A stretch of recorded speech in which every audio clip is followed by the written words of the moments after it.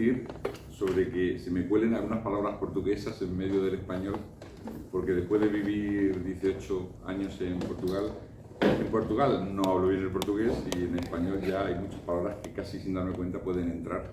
O sea, si piensa que es una falla ortográfica, lo es, pero lo es por importación del portugués. También quería dedicar esta charla a la fundadora y directora de esta escuela, Graciela, porque hace más de 30 años, y después de una de las conferencias que vine aquí, no sé si fue una sobre el tarot o sobre pintura romana, no recuerdo bien, me dijo que debía investigar y editar e incluso publicar, que lo tengo, que es una deuda, un libro precisamente sobre el tema del significado filosófico de los mitos griegos. Y lo recordé, curiosamente, después de cuando me propusieron hacer la presentación del libro, pues dije de coger cualquiera de los temas que había, uno de los capítulos, ¿no? Cualquiera de ellos podría ser de interés. Y al final, sin saber por qué, elegí el tema de los mitos griegos y luego recordé la conversación con Graciela que me había dicho que tenía que investigar los mitos griegos e intentar pues, que fueran más accesibles las explicaciones y los simbolismos que hay, que era un tema que era necesario, pensaba ella y creo también lo mismo, desarrollar. Entonces se lo brindo a ella y vamos a comenzar. Bien, el tema de los mitos griegos y la fuerte carga psicológica que tienen y en qué medida pueden modelar el alma humana es algo que lo vemos fácilmente en la historia. El Renacimiento tuvo mucho que ver con hacer un paralelo de toda la simbología cristiana y de todo el hecho de la religión cristiana, de incorporar, ¿no? Primero a través de Dante, que fue uno de los primeros, Petrarca, Boccaccio, y después todo el neoplatonismo que surgió en Florencia y siguió hasta el mismo Giordano Bruno, ¿no? La necesidad de volver a reincorporar como elementos de fuertes vivencias emocionales y filosóficas los propios mitos griegos, como poemas, como explicaciones, como representaciones teatrales, de las mil y una maneras. En realidad, los mitos griegos, como imagino que los mitos de cualquier civilización, pero nosotros estamos muy cerca de la griega, incluso aunque Nueva Acrópolis sea un movimiento mundial, bueno, no, nuestro nombre es Nueva Acrópolis. O sea que, en cierto modo, es como la profecía que se habla de Juan 23, que pronunció, que dijo que los 7 sabios griegos volverán a hablar al mundo y volverán a dejar sus mensajes y su voz y su filosofía con nuevas palabras, se van a repetir en todo el mundo. Esa saben que es una profecía asociada a Juan 23. Y en cierto modo, pues los mitos griegos, la filosofía griega, y aunque todas las filosofías son maravillosamente valiosas, especialmente cuando son la columna de civilizaciones que duran 1000 años, la verdad es que tiene una carga muy fuerte y un valor de cohesionar el alma y de abrir puertas invisibles, internas, muy poderoso. Quería también hacer una referencia a lo que pienso el peligro, o quizás más que un peligro o una causa, sea una consecuencia de la desmitologización respecto a los mitos que han educado el alma humana durante miles de años, con miles de variantes, porque las hay, y las nuevas mitologías que se crean, que expresan una necesidad del alma humana de tener contacto con aquello que esté más allá de lo cotidiano, ¿no? Pero que en comparación, y esta es mi opinión por lo menos, no le llega ni a la sombra de la sombra. O sea, toda la mitología Marvel, por ejemplo, por poner un ejemplo poderoso,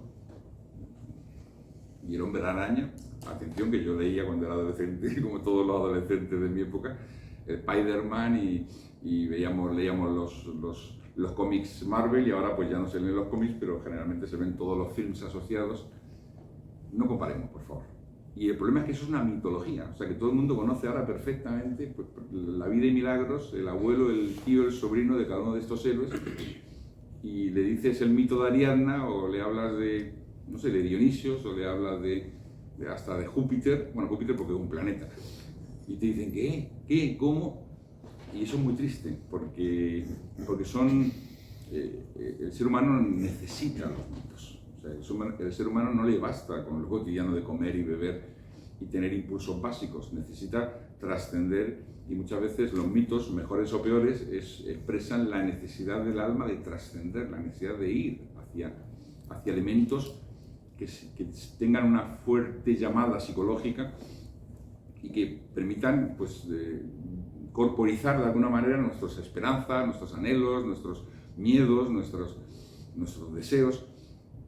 Pero claro, cuando esos mitos no están construidos de acuerdo a una especie como de ingeniería simbólica, cuando no están elaborados por los grandes sabios, sino simplemente son talismanes psíquicos que generan luces psíquicas que la gente muchas veces se pierde en esos laberintos, como lo prueban los videojuegos, ¿no?, sobre estos temas, y la posibilidad de usar los mitos griegos, por ejemplo, griegos y romanos, como elementos de formación, de filosofía, de aprendizaje, se pierden. Voy a poner un ejemplo.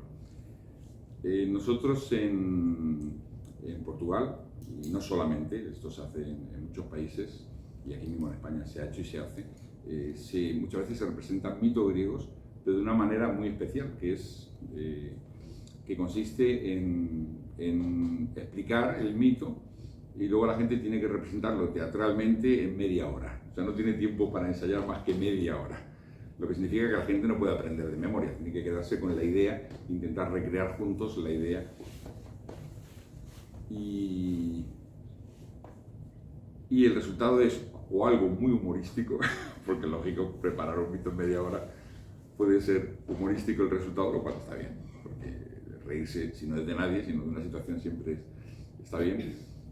Pero por veces se generan sintonías, yo que sé con qué, que de repente es como si encarnase el alma del mito, y en media hora son capaces casi de hacerte llorar, los que no lo han preparado. Es como si estuvieran viviendo, claro, han tenido que construir mentalmente unas ideas, yo voy a hacer esto, tú voy a hacer lo otro, tú haces de remero y tú haces de tal, y entran juntos, se componen juntos, y de repente, más que los espectadores, los propios actores quedan transformados. Y hay gente que tiene experiencias extáticas, casi de percibir algo en mi vida que nunca lo había percibido al hacer, al interpretar el personaje me acuerdo de uno que interpretó el personaje de uno de los mitos griegos, el de Galatea, creo que era. Entonces, ahí se ve Endimión, el mito de Endimión.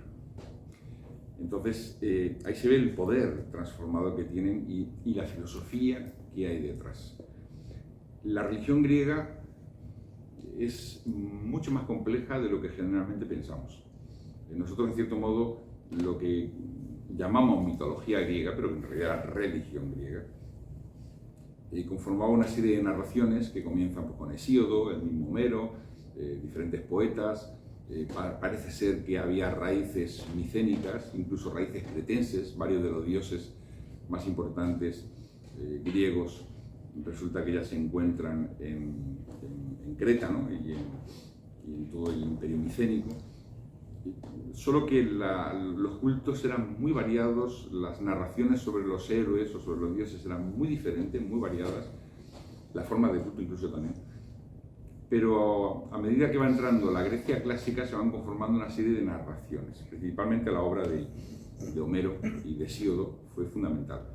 Y después pues entran, claro, filósofos griegos como Platón, que narran sus propios mitos, pero también comentan los mitos griegos y le dan explicaciones muy profundas. Las propias narraciones, los propios himnos órficos, que formaban parte de un culto mistérico del cual poco sabemos, pero que eran la columna vertebral de ese culto, esos himnos, pues también aluden a escenas mitológicas. Y en la Grecia clásica, y más después en Roma, se va a conformar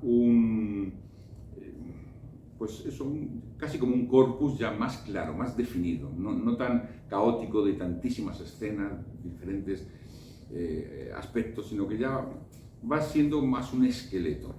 La obra de Ovidio fue fundamental, la Metamorfosis de Ovidio es una de las grandes obras que va a ser casi como una fuente de inspiración para todos los mitólogos y aquí viene lo importante, En la oratoria romana, en los ejercicios preliminares que se hacían, que pues eran desde que se comenzaba la educación, pues los preliminares podían durar varios años.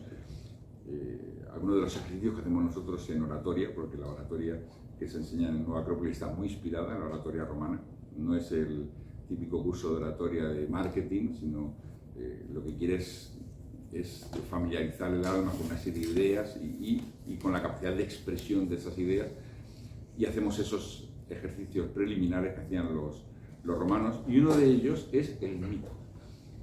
Entonces ellos podían, nosotros en un curso de un año hacemos a lo mejor una o dos fábulas, uno o dos mitos, una descripción o dos, una narración o dos, un paralelo o dos, pero los romanos en su educación con los adolescentes pues podían pasarse, no sé, medio año o un año entero haciendo mitos. Entonces tenían que leerse un mito o estudiarlo y después hacer una exposición que fuese al mismo tiempo una recreación y una explicación Claro, esto, el poner la mente en estas narraciones, en estas alegorías, en estas imágenes, en estos símbolos, es fácil, y por experiencia se puede saber que es fácil, que abra puertas internas de vivencias profundas. Piensen que cuando Jung habla de los arquetipos y en qué medida hay narraciones que están en el fondo de un inconsciente colectivo y que incluso en personas de culturas diferentes y de épocas muy diferentes aparecen temas muy semejantes, pues esos arquetipos en el inconsciente colectivo y la puerta que abre a ellos se abre directamente a través de estos mitos griegos, porque enlazan directamente con síntesis muy profundas que existen dentro de cada uno. Entonces, esa recreación del mito lleva a vivencias y lleva a una necesidad de saber cuáles son sus significados. No es simplemente el estudio de mitología desde la perspectiva erudita que podemos tener nosotros hoy, sino que dada, y ya me paso a Roma, en la educación romana, y esto va a influir mucho durante, en el Renacimiento, el florentino y posteriormente, vamos a ver que estas imágenes conmueven y se busca la filosofía que hay detrás. Y vamos a ver desde ya la época griega, el propio Platón explica muchos de los mitos, por ejemplo en la obra del Crátilo, que es una obra sobre un estudio de las etimologías, él va a decir elementos fundamentales de por qué este dios lleva este nombre y por qué lleva este otro nombre y por qué. Después vamos a analizar algunos de los ejemplos que usa Platón. O sea que era normal que los filósofos, incluso desde la época presocrática, intentasen recrear el significado de los mitos. Nosotros hacemos una división que algunos estudiosos dicen ahora que es demasiado artificial entre mito y logos. Decimos, los presocráticos son los primeros que se preguntan por el principio de las cosas y por una razón fundamental, un sustrato al que llaman el arjé, y que ya se diferencia del pensamiento mítico que quiere explicar de forma mágica, maravillosa, asombrosa la realidad, y son por lo tanto los primeros filósofos. Eso es absurdo, porque los propios presocráticos tenían libros sobre mitos, que eran narraciones de mitos, e insistían en la importancia de esos mitos. Y por ejemplo el libro de las purificaciones de Empédocles tiene que ver precisamente con una estructura mágica, mítica, y cómo usar ciertos elementos rituales para purificar el alma de ciertos crímenes o de ciertas faltas. O sea que simplemente se podían presentar las enseñanzas desde una perspectiva más indagadora, filosófica, y aquí teníamos el logos propiamente dicho, o más de una forma poética, donde tú no sabes el qué y el por qué, pero el alma contempla una imagen e intenta ver qué hay detrás de ella, que es una forma de filosofía también, claro. Una filosofía, si queremos, más intuitiva, más racional, pero ambas filosofía.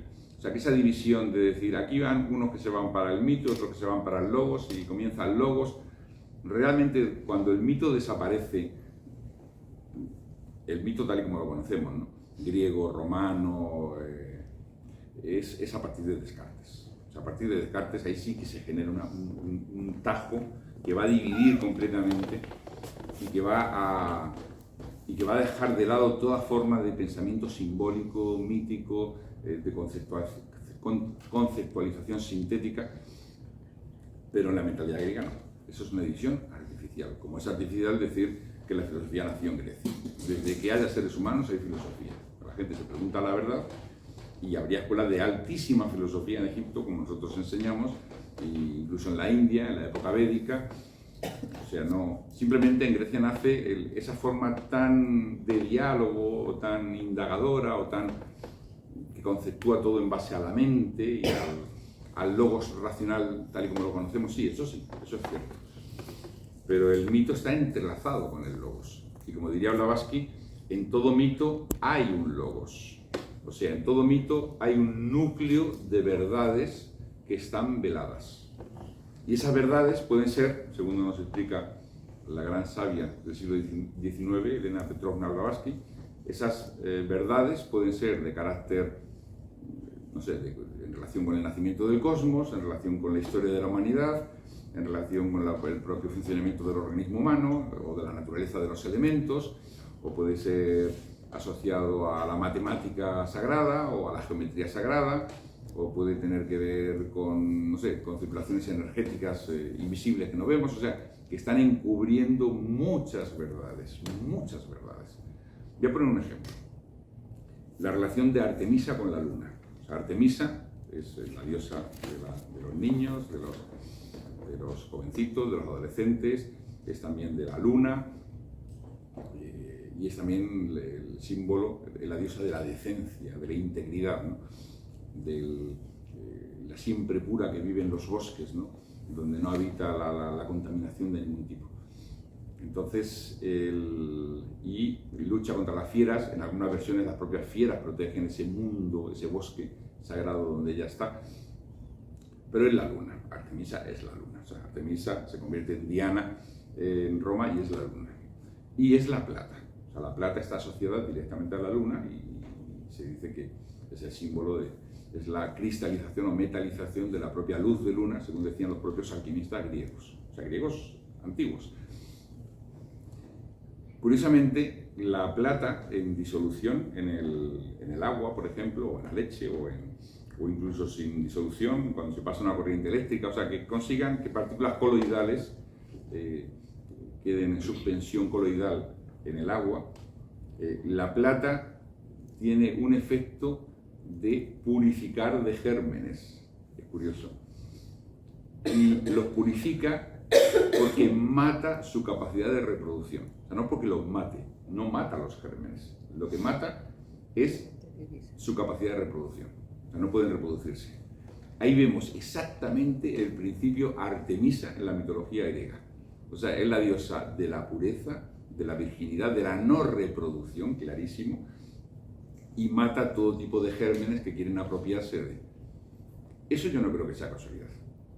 Hay muchas aparentes casualidades que quizás formaban parte de una ciencia y quizás en el simbolismo de todas las formas que podía haber en relación con, por ejemplo, los mitos griegos, podía haber verdades, no sé, verdades naturales, en este caso sería una verdad alquímica, o verdades fisiológicas, o metafísicas, o de teogónicas, o de geometría y matemática. Otro ejemplo que pongo en el libro es lo que nosotros estudiamos como cábala, donde se hace una asociación entre las letras del alfabeto griego con números. De hecho, los griegos no tenían números inicialmente, usaban las letras como números. Y el hacer lo que en la cábala se llama gematría, o sea, dar un valor numérico a cada letra y después un nombre tiene tantas letras, suman las letras, entonces el valor de ese nombre es tal número, y todo aquello que tenga ese número como nombre tiene una relación de alguna manera entre sí. Si tienen el mismo número, hay algo que tienen en común. Esa es la gematría cabalística. Bien, la gematría cabalística existe en Grecia, quizás incluso antes que entre los hebreos. Y curiosamente, por ejemplo, cuando ponemos el nombre de Okeanos, por ejemplo, Okeanos, con el valor numérico Y la relación que tiene con Nilos, el río Nilo, que curiosamente las letras suman 365, vamos a ver que la relación que existe entre ambos nombres es pi. Es el número pi, es 3, 14, 16. O sea que en realidad se está refiriendo a Okeanos como la circunferencia que abre a lo infinito y desconocido, y el Nilo el gran diámetro, que es como se percibe el río Nilo. O sea que vamos a ver que cuando tejen las palabras, las tejen de manera que incluso expresen verdades geométricas. Por ejemplo, entre la luz, entre lo que representa Artemisa y lo que representa Apolo. Apolo es el dios de la luz, es el de la armonía, es el sol, vamos a llamar luz solar, más que el sol, porque existe Helios para el sol. Luz solar, en una clave. Un aspecto de la naturaleza. Y Artemisa es luz lunar. Pues los nombres de Apolo, con el valor numérico que tiene, dividido Artemisa con el valor numérico que tiene, da el número de Phi, que es la proporción de oro de la naturaleza. O sea que la proporción de esa dimensión masculina de la realidad y la dimensión femenina nos da precisamente el número de oro, que es la ley armónica que rige la naturaleza. Eso no es casualidad. Eso es un sistema de geometría. Y sabemos que no es casualidad porque los propios filósofos griegos hablaban de estas asociaciones, solo que no mencionaban todas. Una que mencionaban muy importante es el número 318. El 318 era asociado al Sol, a Helios, en este caso sí era Helios. ¿Y por qué? Porque si nosotros consideramos la circunferencia, le damos el valor 1, el valor del diámetro es 0.318. O sea, la relación entre la circunferencia y el diámetro da ese número. O sea, que por eso luego se convirtió el 318 en el número de Cristo, gnóstico. Al principio era el número del Sol, y del número del Sol se convirtió en el número de Cristo, para representar eso. Si Dios es la unidad, si lo absoluto es la unidad, el Cristo representa el Hijo del absoluto, o sea, el diámetro de esa circunferencia infinito, ilimitado. O sea, el Logos, en definitiva. O sea, es Dios y el Logos. Y en Helios lo mismo. O sea, el infinito, y Helios representaría el diámetro Logos de esa infinitud. O sea, que ese tipo de conceptos se hacían con los dioses griegos, con los propios conceptos griegos. Por ejemplo, la palabra monas, que significa unidad, y el nombre de Pan, que es el dios que expresa la naturaleza entera, es el mismo nombre. Es como decir, el dios Pan es la expresión en la naturaleza de lo que es la unidad la unidad que rige todo lo que existe, la mónada, ¿no? Monas. O sea que los mitos expresaban verdades filosóficas, matemáticas, alquímicas, muy, muy profundas. Lo que ocurre es que estaba velado por el secreto. O sea, generalmente había juramentos y era considerado un pecado de impiedad que estaba penado con la muerte referir ciertas cosas que se enseñaban en los misterios, de forma generalmente teatral alegórica, y que había un límite para lo que se podía decir, incluso para lo que se podía aludir. No era solo decir, aludir. El famoso Ovidio, que fue quien hizo la obra de la Metamorfosis, que es maravillosa. El texto de la Metamorfosis es sublime, como todo lo que salió de su pluma. La versión tradicional es que se metió en orgías, tuvo problemas con la hija de Augusto y que fue expulsado, por lo tanto iba a ser ejecutado y se transformó en destierro su falta, su crimen. Bueno, hay otra versión que dice que en realidad el exilio hasta la muerte, porque finalmente murió escribiendo sus tristes y sus lamentaciones de que fuera del Imperio Romano no se podía vivir, eso era vivir entre bestias.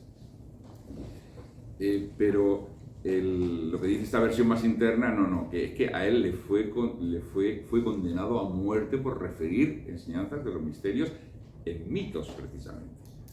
O sea, él podría revelar en los mitos ciertos detalles, pero habría ciertas líneas que no debía pasar, y él pasó esas líneas. No sabemos dónde, ¿no? Ni cuándo, ni cómo, ni en qué libro.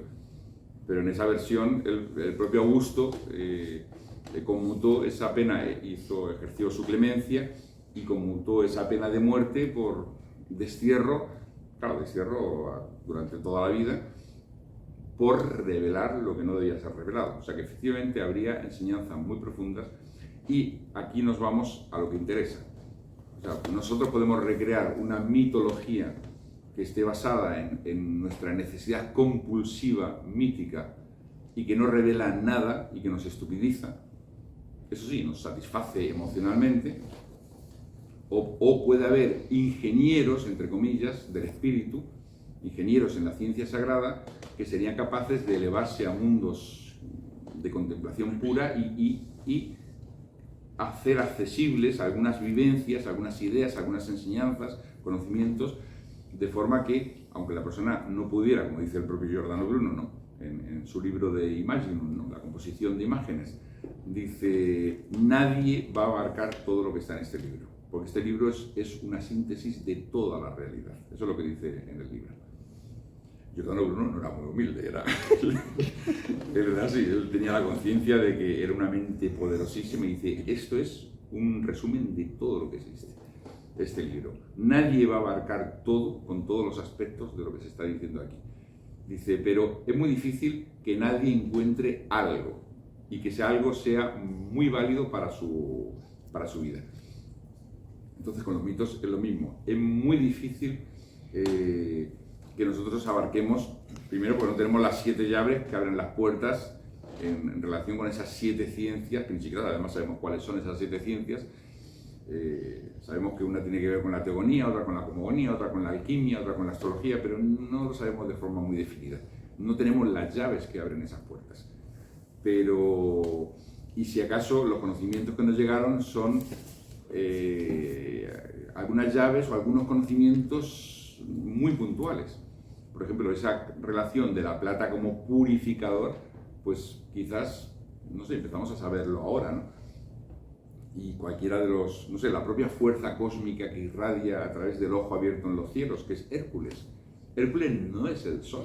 La gente piensa que Hércules expresa el sol, no. Hércules, como dice Cornutus, que es un gran filósofo amigo de Séneca, decía, Hércules es la fuerza cósmica que pasa a través del ojo del sol y es la fuerza que lleva a ser a todo lo que existe. Más o menos, por otras palabras. O sea, en todos nosotros hay una fuerza que nos lleva a ser, no solo a sobrevivir, sino a ser, que es más importante. Esa fuerza era llamada en los varones Hércules y era llamado en las mujeres Hera, y era el dios interior. Por eso en la antigüedad los griegos juraban por Hércules. Como dice Platón, me Hércules, por Hércules, porque era el dios interior, era Hércules, era esa fuerza espiritual o cósmica que pasa a través del ojo abierto del sol. ¿Y por qué pasa?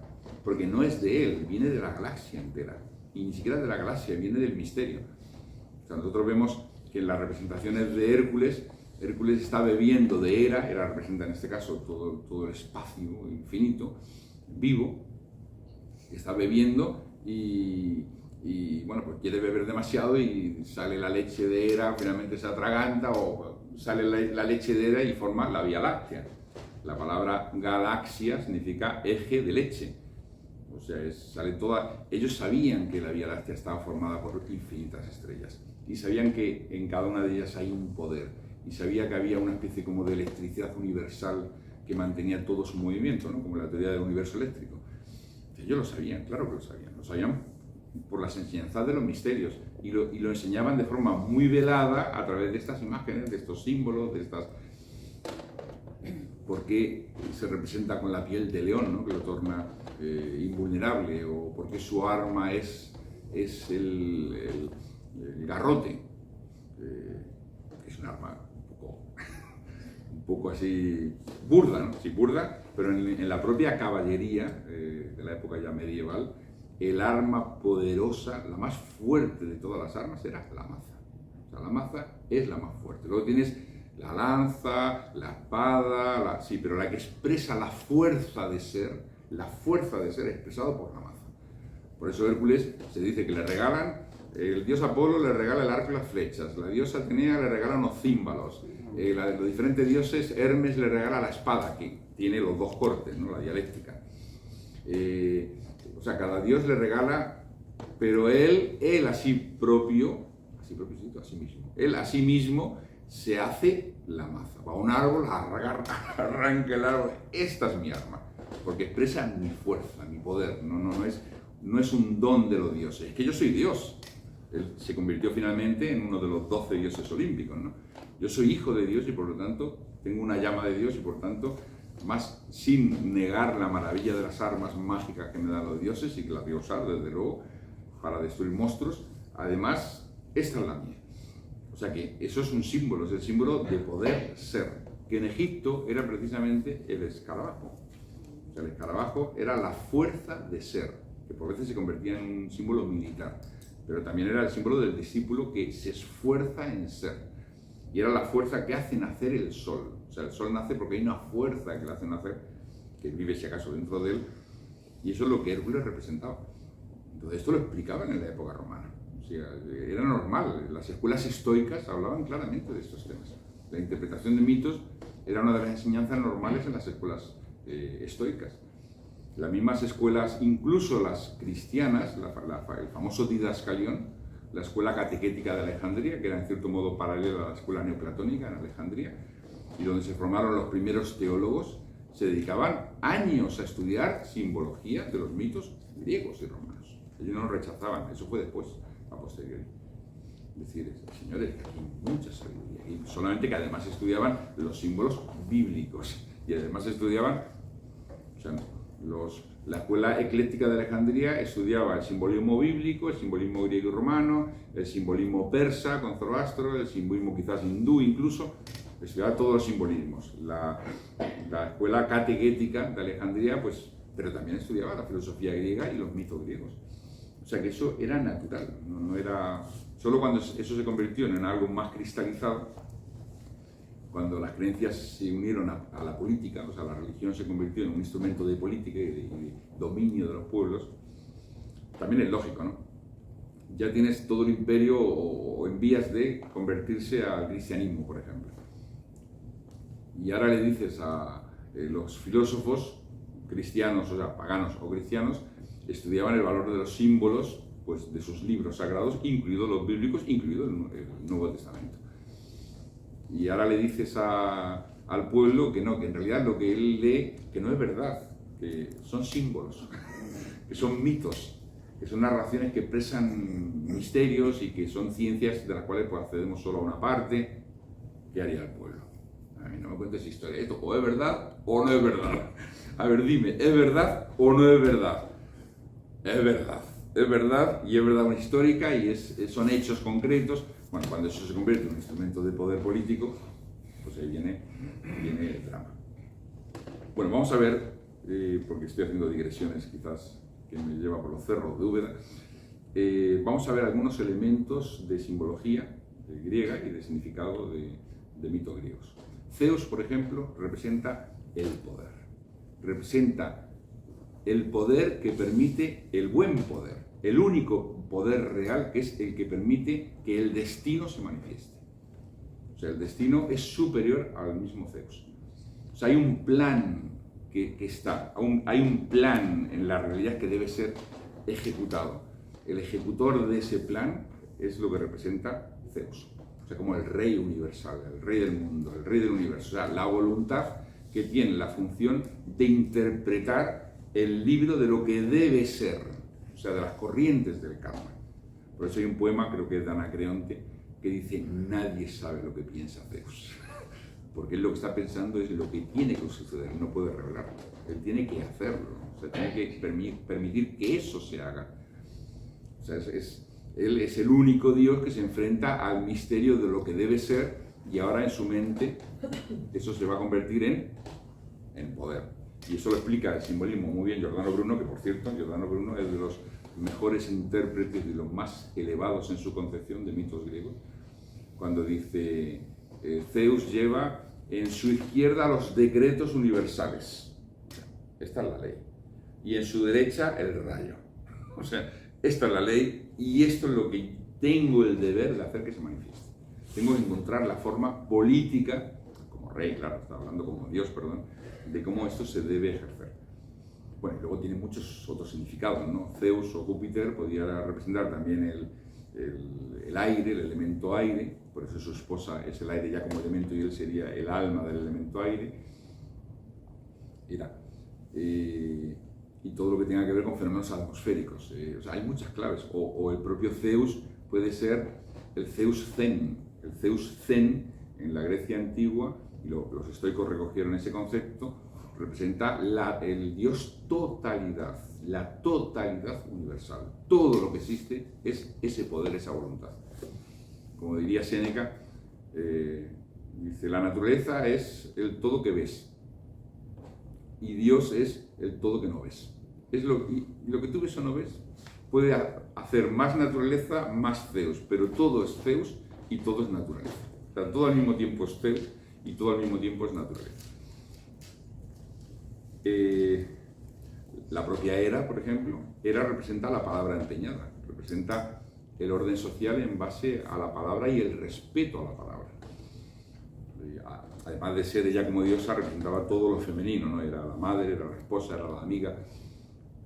Pero ya cuando nos referimos a un aspecto quizá más filosófico, porque los dioses tienen diferentes aspectos que podemos estudiar, en el más filosófico representa el poder de la palabra aire, ella rige el aire. Platón dice en el Crátilo, que el nombre de Hera se pronunciaba muchas veces Hera, y quedaba ar, o sea, representando el aire. Y por eso ella queda suspendida entre el cielo y la tierra, representando el elemento aire, que es es la dimensión que va a permitir que los gérmenes de las ideas primordiales se vayan expresando. Los gérmenes de las ideas primordiales serían el elemento fuego, el elemento mente.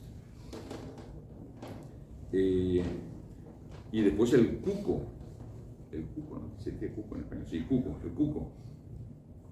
El misterio del cuco, ¿no? ¿Por qué el cuco está asociado a Hera? ¿Saben todo lo que es el cuco, ¿no? El cuco es esa ave que llega al nido de otras especies y echa todo lo que están en el nido, o sea, echa luego para que se muera luego, y si no lo consigue, pues ya han nacido y están los padres vigilando, pues se queda en medio del nido como si fuera hijo de los pajaritos que generalmente son más pequeños que el cuco recién nacido. O sea, el pájaro padre generalmente es más pequeño que el cuco nada más nacer, abre la boca para ser alimentado y vamos, le absorbe todos los alimentos, se los absorbe a ese hijo que no es hijo. ¿Y por qué ella? ¿Qué tiene que ver con el cuco? ¿Por qué? Igual que el búho es símbolo de Atenea o de Minerva. ¿Qué tiene que ver con el cuco? Y es que claro, quizás, y aquí entramos en los terrenos de la imaginación y de la suposición, quizás es que ella es la reina de las almas, humanas en este caso, si queremos hablar, o de las almas conscientes humanas, las únicas almas conscientes de sí mismas que reconocemos en esta naturaleza es el ser humano. Y la naturaleza opera, crea, hace hijos, nosotros somos hijos de la naturaleza, pero nuestra conciencia no es hijo de la naturaleza.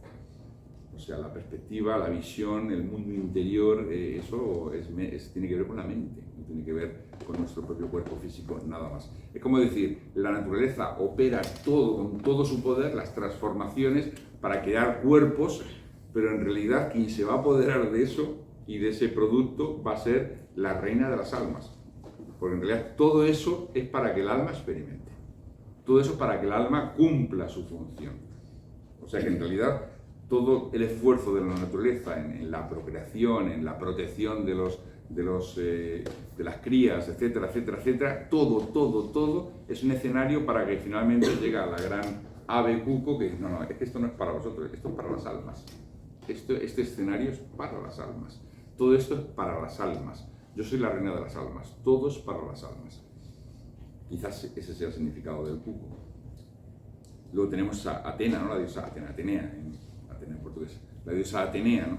Atenea, que es la mente divina, por eso nace de la mente de Zeus. Y en cierto modo sería el sexto cosmocrator, o sea, el dios que iba a suceder a Zeus en el poder, porque había una profecía que decía que sería desterrado, igual que él desterró a Cronos, igual que Cronos desterró a Uranos. O sea que sería destronado creo que Atenea es hija de Temis, ¿no? Sería destronado por Temis, por una hija de Temis. Entonces se comió a Temis, que es la prudencia. se la comió, pero como hija, el propio Hefestos, con su hacha de doble filo, abrió el cráneo de Zeus y de esa rendija sale, armada ya y ya mayor, ¿no? Sale la diosa Atenea. Entonces la diosa Atenea representa la mente divina y quizás sería, en la sucesión de cosmocratores, sería el sexto cosmocrator. Hay estudios muy bellos sobre este tema. Entonces ella es el amor por las nobles causas, ella es la guerra inteligente, ella es la plasmación, precisamente, primero a nivel filosófico, a nivel de ideas, a nivel de estratégica. Ella es la reina de la estrategia, de lo que es la mente de Zeus y lo que va a hacer la mente de Zeus. O sea, plasmar el destino. Y luego es la gran justiciera, ¿no? El famoso juicio de Orestes, que es una historia muy bella, ¿no? Una historia larga, como todas estas historias son largas. Orestes mata a Clitemnestra, que era su madre, porque Clitemnestra tenía matado a Agamenón, que era su padre, porque en realidad Agamenón había sacrificado a Ifigenia, que era la hija de los dos, pero Agamenón, con la flota de barcos que no salía en dirección a Troya porque no corría el viento, y la única manera era sacrificar lo más querido de él, y él como buen rey sacrifica lo más querido. La cuestión es, ¿lo sacrifica por ambición o lo sacrifica por deber? Si lo sacrifica por ambición, qué gran crimen, ¿no?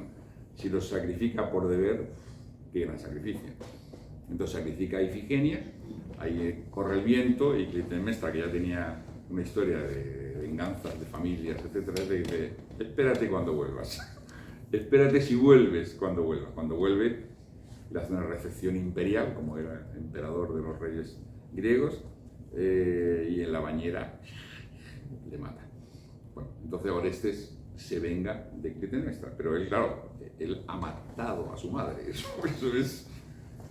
Sí, la madre ya ha matado al padre, pero no le exime a él de... Entonces, perseguido por las Erinias, que son las furias de Eris, de la discordia, que eran pavorosas, imágenes pavorosísimas, imposibles de soportar, y que te perseguían continuamente, y él va a refugiarse a los pies de Apolo. Porque, claro, Apolo es el dios de la pureza, el dios de la luz. Apolo le manda a Atenas. En Atenas está la diosa Atenea, que era quien regía esa ciudad, y ahí se hace un juicio. El juicio es: ¿realmente es culpable o no es culpable? Y claro, está la balanza, ya hemos visto que está bastante bien nivelada. Entonces la diosa Atenea ejerce el derecho de regir el tribunal, que es que si hay empate, ella da su voto y lo salva, ¿no? Y las Erinias se convierten en unas diosas propiciadoras. Todo eso tiene evocaciones bellísimas, muy, muy profundas. Entonces, bueno, esa es Atenea, los ojos verdes de Atenea, ¿no? O los ojos azul-verde, que decían que era el alma de Atenas y de la filosofía griega, estaba ahí. Ella también representa la filosofía, o sea, si hay una diosa que sea la filosofía con mayúsculas, es la diosa Atenea. El propio Platón la tenía como uno de los dioses importantes de la academia. Y hay una historia muy curiosa que aparece de un discípulo de Proclo. Estamos hablando ya de 470 después de Cristo, o sea, ya la entrada de la Edad Media, ya estaban en la Edad Media, de hecho. Había pequeños restos de filosofía griega antigua,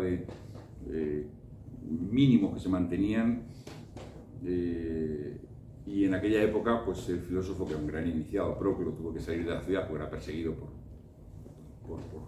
la religión cristiana, que se había convertido en fanática, ya llevaba unos siglos de fanatismo, y él tiene un sueño. Esto no es una leyenda folclórica, esto es narrado por el discípulo del Marino de Neápolis, y es narrado como un hecho que él mismo le dijo, y él lo escribió en la biografía de Proclo, que es un libro muy corto, una muy breve biografía.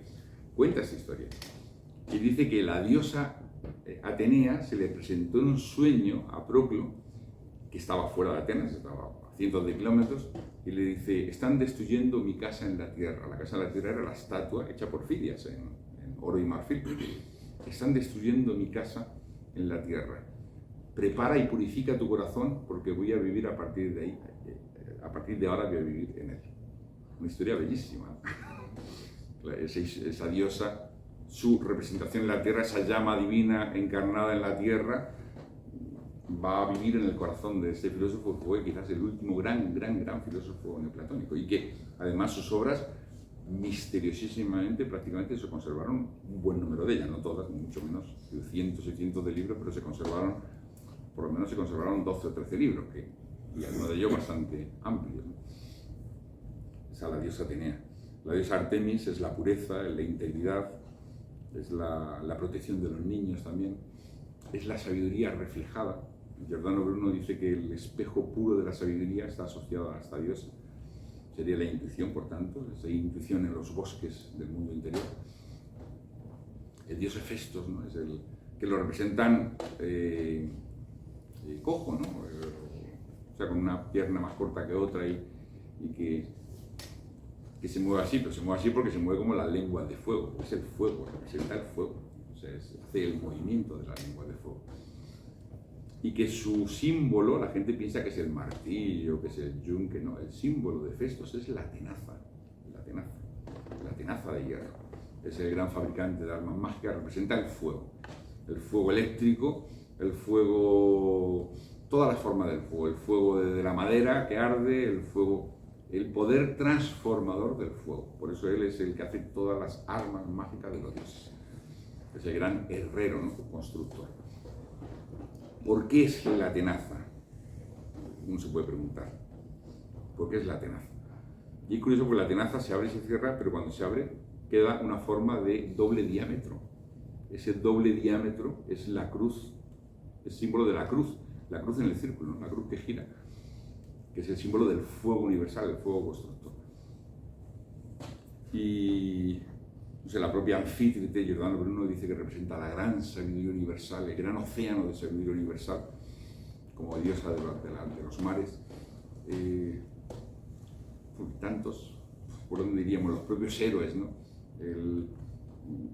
Es curioso porque en la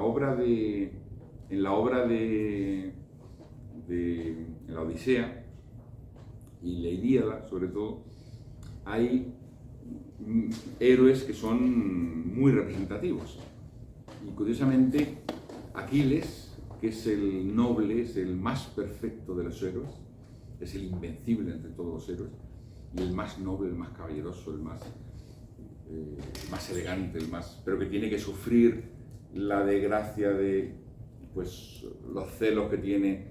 Los celos, bueno, hay muchas visiones de esto, de Agamenón,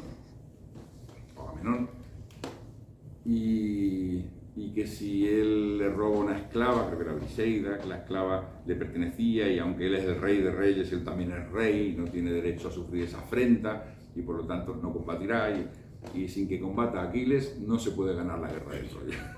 Así de simple.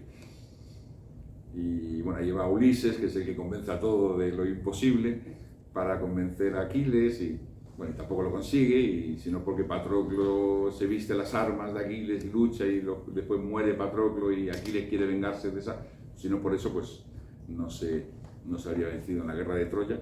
Pero Aquiles representa el noble, es el perfecto modelo, tal y como yo lo imagino, del último florecimiento del mundo micénico. O sea, el mundo de los héroes, este era el perfecto caballero. Y luego estaría el caballero ya anticuado, que sería el más burdo, más micénico, pero micénico no tan inteligente, que es Ajax, ¿no? El del escudo, el escudo con 7 pieles, que era un gigante, ¿no? Era enorme y sujetaba un escudo, debía pesar como mínimo 30 o 30 y tantos kilos. O sea que el eje sería Aquiles. A un lado está el mundo antiguo, demasiado bruto ya, que es Ajax, el héroe. Y por otro lado, el héroe de la nueva civilización, que es Ulises. Y Ulises ya no es la caballerosidad, la nobleza, es la inteligencia. Él es hijo de Atenea, o él sigue a Atenea. Y está la famosa escena, casi en el final de la Ilíada, donde luchan por las armas de Aquiles, luchan Ajax y Ulises. Es como decir, el eje de este mundo era Aquiles. Está el mundo nuevo, donde lo importante va a ser la inteligencia, no va a ser ya tanto la nobleza íntegra pero burda, ¿no? Y por otro lado, la nobleza burda. Y bueno, finalmente pues Ajax se enloquece y pues primero lucha contra Ulises, luego enloquece, mata a unas ovejas, bueno, al final creo que se suicida. O sea que queda como vencedor de ese mundo Ulises.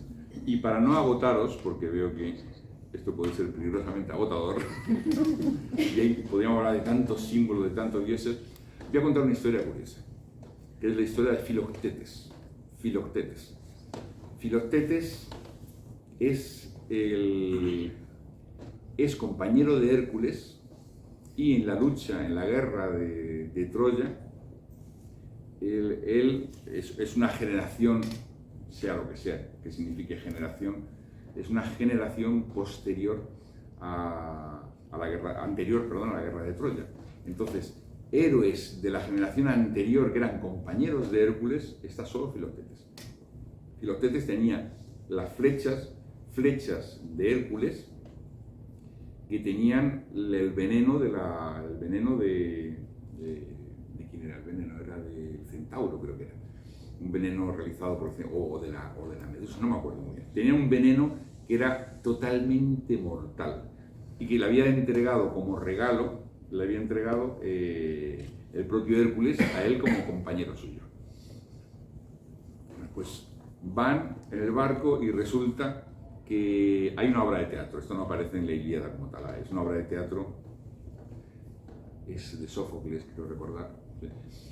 Y es muy interesante porque él en un momento determinado se le cae una flecha y se hace una herida. Pero el veneno que tiene esa flecha hace que los sufrimientos sean casi infinitos. No muere porque no son suficientes para morir. Fue un pequeño rasguño. Pero por otro lado huele, es un olor insufrible, absolutamente insufrible. Y va en el barco que va para Troya con ese olor que es insufrible. Entonces, claro, llega un momento donde en el barco de los héroes le dicen, y de los que iban para Troya le dicen, mira, esto tenemos que hacer algo. ¿Qué hacemos? Matar, no le vamos a matar. Es nuestro compañero, pero que no puede vivir así. Nos está haciendo la vida imposible. No se puede vivir con este olor. Y en esto que le dicen Ulises, es el de las causas perdidas, de las causas imposibles, Ulises tiene que convencer a Filoctetes para que vamos a salir a esta isla, a recoger tal planta medicinal y cuando se dé cuenta no volvemos y se queda solo en la isla. Entonces nosotros no le matamos, pero allá él que sobreviva y que nos deje en paz porque esto es insufrible. Bueno, pues Ulises se da cuenta de que realmente esa situación es desesperada y le convence para ir y se charla con él y están recogiendo plantas, todos se retiran, él dice voy a tal sitio, cuando se entera está solo en la isla. Mis compañeros de aventura me han abandonado, todos los héroes, yo que era aquel compañero de Hércules. Bueno, y en esto que el barco ya va felizmente limpio de esas exudaciones y de esa putrefacción, hasta que hay una profecía, no recuerdo muy bien cómo surge la profecía, o un dios que se presenta en un sueño, no me acuerdo cómo es. El caso es que dice la profecía, sin Filoctetes, la guerra de Troya está perdida. O sea, es necesario Filoctetes. Y en esto que vuelve, Dios mío, le hemos dejado aquí, ahora no va a venir con nosotros. Él va a preferir morir que estar con aquellos que le han abandonado, sus compañeros de aventura que le han abandonado. Ulises, Ulises, tienes que convencerle. El pobre Ulises, pues nada, vuelven a la isla de nuevo y ahí va Ulises intentando convencer a Filoctetes, mira, en realidad esto era una broma, en realidad. Y bueno, parte de la obra de teatro es los argumentos que usa Ulises para convencer a Filoctetes y finalmente pues bueno, le convencen a Filoctetes después de, bueno, Ulises es que era capaz de convencer a el de las causas imposibles. Y otra vez sube el barco, era imposible, era insufrible, pero bueno, sí, vamos a llegar a Troya y cuando lleguemos a Troya, pues vamos a luchar. Y para que vean la perspicacia psicológica que tiene ese mito, porque es filosofía y es también psicología. Filoctetes representa el compañero que no podemos abandonar aunque hieda. O sea, esto es una aventura, es la aventura del alma y vamos todos juntos.